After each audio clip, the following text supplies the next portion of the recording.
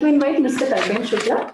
Mr. Kalpen Shukla is an IITD BTech, Chemical Engineering, and he has an MBA from IIMA. He is also the president of IIMA Alumni Association, and he is EC member of IIT Delhi Alumni Association and also the convener of National City Chapters. He will now share the outcome of the three-day fest and will also provide us the way forward. So over to Mr. Shukla, and he happens to be our master strategist. So over to Mr. Shukla.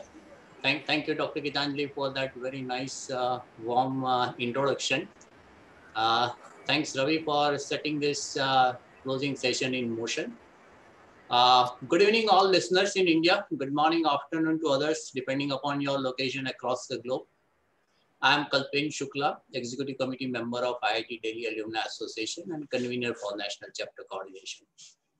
We have reached the final session of the IITD Alumni Day Come Fest, and it's my pleasure to make the closing remarks for these wonderful 3 days.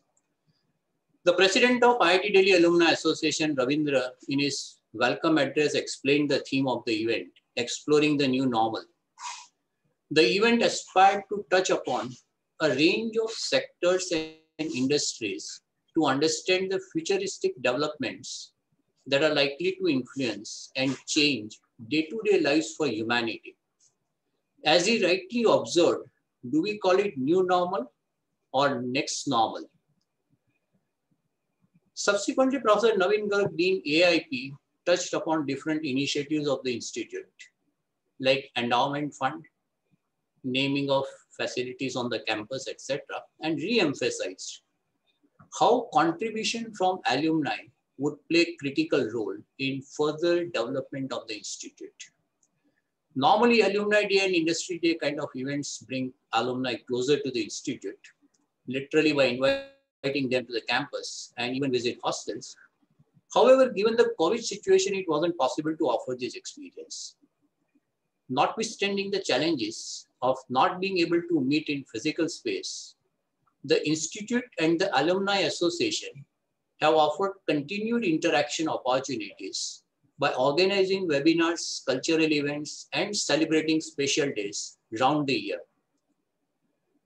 In his opening remark, the director, Professor Ram Gopal Rao, made quite many encouraging and inspiring statements. He reiterated the importance of the transformational impact of IITD as an institute of eminence. The institute has evolved from academics to a research-led entity over a period of last 5 decades. Addition of programs like humanities, management, design, public policy, etc., have imparted a certain comprehensiveness. And most importantly, he conveyed that alumni can create and alumni have created the brand IITD. Better coordination between the institute and the alumni can enhance this brand further. Subsequently, we had the opportunity to hear Dr. Subodh Agarwal, CMD RRECL, and he started with a very interesting quote that I would love to repeat. And I believe it offered the gist of the thought process that may go into exploring the new normal. He said, abnormal response to abnormal situation is normal. This is commendable. He went on to describe a few examples where he felt that the responses had started already adjusting to the new normal. And he cited possible implications, some positive, some adverse, on education, climate changes, job creation, etc. He specifically talked about renewable energy sector that had geared up its activities to meet the future challenges. And it was very heartening to know that solar potential could be leveraged to meet sizable part of India's energy requirement on large scale. We were also honored to have the chief guest, Honorable MP Srimati Meenakshi Lekhi, who made very inspiring and very encouraging remarks. Starting with her fondness for our institute and IITD alumni, she termed it as innate sense of belongingness, given that IITD fell in her constituency. Of course, we are lucky. She urged IITs to be the Indian Institute of Thought Building. And that's an amazing compliment that we received from the Honorable MP. That she considered our institute and our alumni capable of being thought leaders and provide the leadership institute. Yes. Expressing her faith in IITians to have courage to think outside the box, coupled with competence to take the ideas forward, she suggested that IITs and IITians can contribute to PM's mission to be Atmanirbhar. She also expressed her faith in ability of professionals, of which large number are from science and technology backgrounds, and of course IITians, to respond to any challenge effectively. She gave example of C29 crack team particularly that produced response within 24 hours to handle an unplanned challenge that had hit the nation. And she was quite rather full of praise for members of this team, and many of them are proud IITians, including your own alma mater.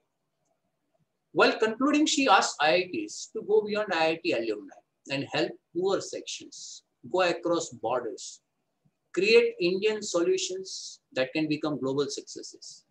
I think we had a great start with very inspiring statements and motivating remarks coming from different speakers. Formally, we had nearly 70 speakers, and all the panelists shared wonderful experiences and insights from their very exciting journeys and professional pursuits.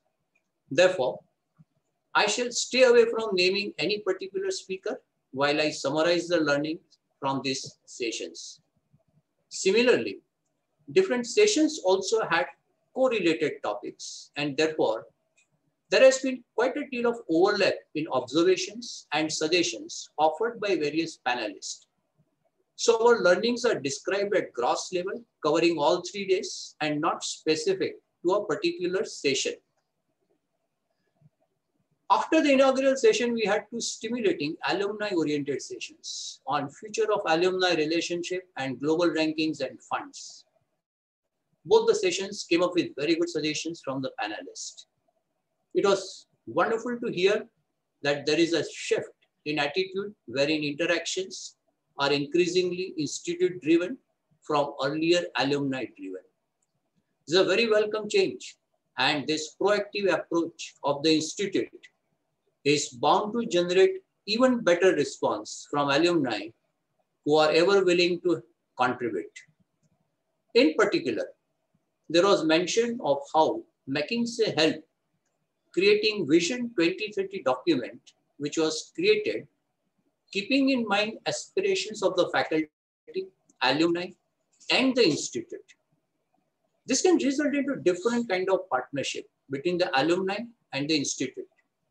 While we go forward, there is also need to create formal mechanisms to guide and monitor such efforts to enhance the effectiveness of such efforts. It was also conveyed that we need to be broad-based in our appeal and offer support in spirit of unconditional giving. This would be extended to mentoring other IITians and other IIT alumni associations. Panelists also delved into different dimensions of global ranking. One indicator that always felt fascination for every alum, including myself, and every institute, including both of my institute. While it is impressive and even fashionable to quote a high global ranking, there is need for substantial groundwork to ensure balanced growth in global ranking of the institute. Alumni and faculty can play complementary role in enhancing the perception of our work, be it in improving research citation or employability of the alumni, or perception of the industry about the institute. While we are doing well, there is no need to feel complacent about it. With implementation of NEP 2020 and possible entry of global academic institutions, it is imperative for us to raise the required resources as well as gear up activities with industry-oriented approach. Funds are blood that keep any institute healthy. Fundraising should be seen as a continuous movement. It hinges upon the emotive appeal and desire of employee to give back. Albeit, there was definite confidence that we could feel that we would be able to reach our target in a planned manner. On the first day, we also celebrated the commendable work done by a few of the alumni in different sectors, outstanding contribution to National Development Award. It is to acknowledge this work of creating social capital and not just financial capital. OCND awardees deliberated on various aspects of their journey, each one inspiring in his or her own way. This was, of course, a key component to celebrate the commendable work that our alumni have been doing in different spaces. Expectedly, the 3 days were expected to look at the role of technology in defining and managing the new normal. While it is imperative for all of us to walk into the new normal with or without certainty about the future, there will be many challenging situations on the way. We could explore few of the dimensions within the new normal and heard definite insights from experts in these 3 days. We deliberated upon diversity and inclusion, empowerment of women, scenarios of future innovations, emerging technologies, skills, national infrastructure development and building, global supply chain restructuring, environment and climate change, sustainable urban development, value addition to agri supply chains.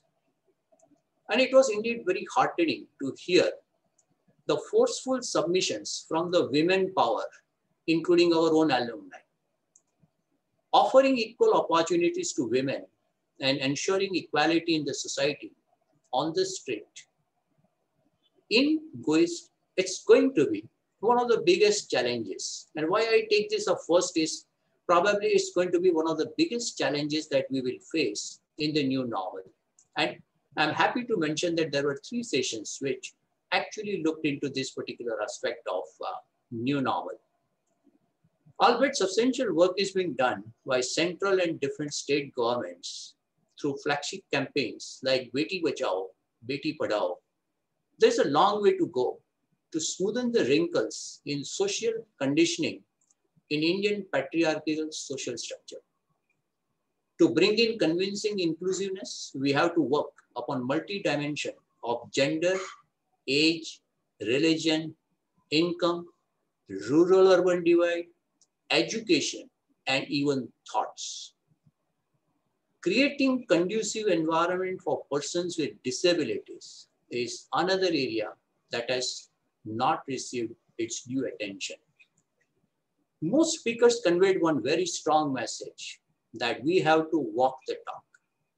IITians can play significant role in outreach to parents, teachers, students, and put their might behind accelerating this change process. The new normal is also expected to be guided by radically changing global geopolitical developments. There are likely realignments of economic and political blocs, and India will need to negotiate this dynamic phase with all its tact and diplomatic savviness. There are different views on economic recovery, with some expecting V-shaped recovery, while others not being so bullish and expect it to recover gradually over a period of time. However, one aspect on which most speakers appear to converge is the rapidity of response to any situation, whether finding solution, vaccine, cold distribution, or building skill sets, problem solving, holistic thinking, project planning, or reaching out to large section of society with information. Everything will happen without much loss of time. Expectations are for grounds of innovations from first generation entrepreneurs. Purpose of innovation will take driver's seat. Efforts would be guided to find equitable solutions for the society. Skills will take precedence over education or degrees. And when we talk about entrepreneurs, I think we have a reasonable sense of pride in saying that IIT Delhi and IIT Delhi alumni have done commendable work over last couple of decades, where they have been able to add value, create value, generate employment, and therefore change the entire outlook of our typical IIT graduate that the industry and the society had perception of. We have a very vibrant entrepreneurial ecosystem, and Institute is making best of the efforts to ensure that we boost this ecosystem by offering them every possible support. Interestingly, there was also a mention of further emphasis on people's side of the business. Corporates will need to review the strategy to leverage the people as an asset. There has to be a change in mindset. Businesses need to be more holistic, not just profit-centric. Society, if not the government, will have to create industry commons, resources that are readily available for everyone. This was, of course, from the United Kingdom, but I personally believe that it is a very powerful concept and something which possibly India could learn from. Certain level of common minimum availability of resources will need to be ensured for equitable growth. No seminar or conclave is complete unless it discusses the issues on environment, sustainable development, and climate change. Very interesting deliberations took place wherein various aspects of sustainable development were discussed. In fact, looking at the COVID conditions, the first thing that occurred to us was economic loss that happens due to disease burden. And it was mind-boggling. Certain percentage of GDP is lost just because of people not being in best of their health or not being able to produce at its peak. We're also seeing shortening lifespan. We are also seeing underemployment, reduced productivity of land, farm, resources, etc. There is an alarming habitat loss, and therefore, there is a challenge to meet the sustainable development goal set for 2030. Well, everyone is defaulting, but there is no consolation. We need to probably work at various issues and various aspects of how India can be one of the few who could possibly come closer to meeting the target for SDG 2030. There is also Industry 4.0, a concept which technically looks at how industry should review and how industry should see themselves going forward. And once again, value of profit maximization was considered to be one critical aspect that needs review. Cost of sustainability is going up, and it's a wake-up call for the industry. We are unable to do the kind of recycling that advanced countries are doing, and therefore, creating a circular economy, we probably need to remove the inefficiencies in the material usages, be it water or be it waste recycle.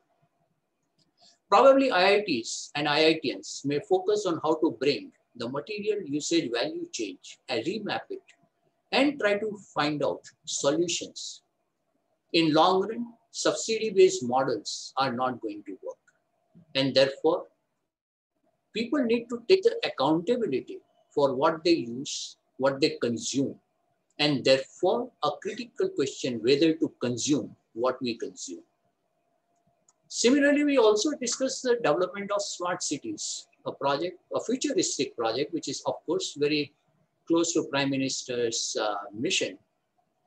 And we heard very interesting solutions, come suggestions, very practical solutions, as simple as setting up video cameras. And I was amazed when I heard that 5,000 camera installed in Mumbai could bring the crime rate down by 52% in 1 year. Now this is amazing.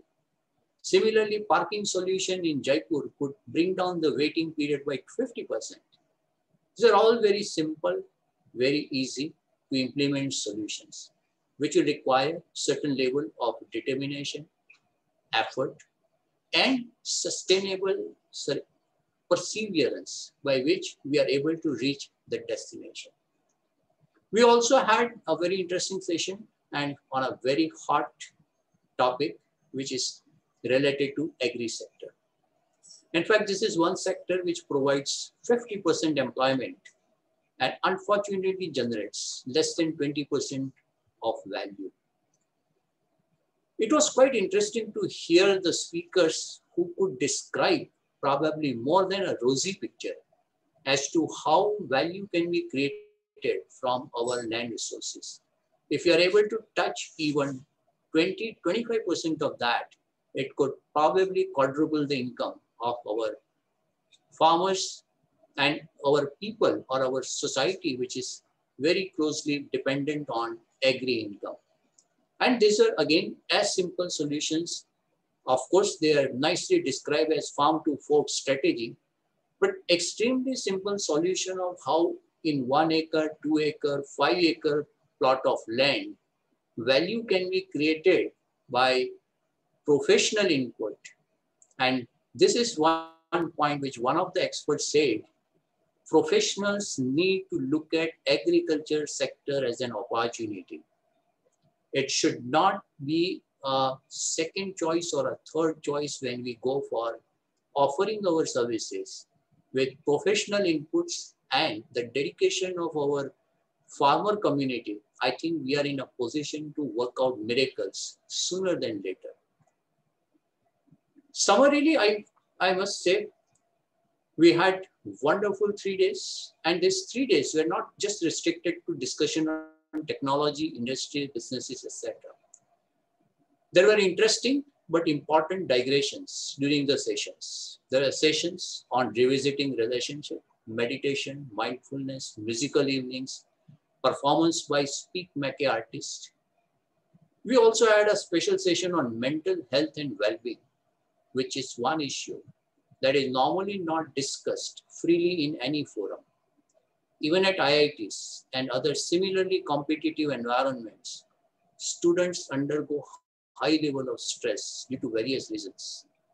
A creatively crafted session addressed to this universally critical issue through a candid presentation on personal experience and expressing the anguish and positive message through dance movements was extremely well received. With this, we reach the last stage of the event. I invite my colleague Rakesh to offer vote of thanks, say a few words with best wishes from all of us. Thank you very much for attending the event.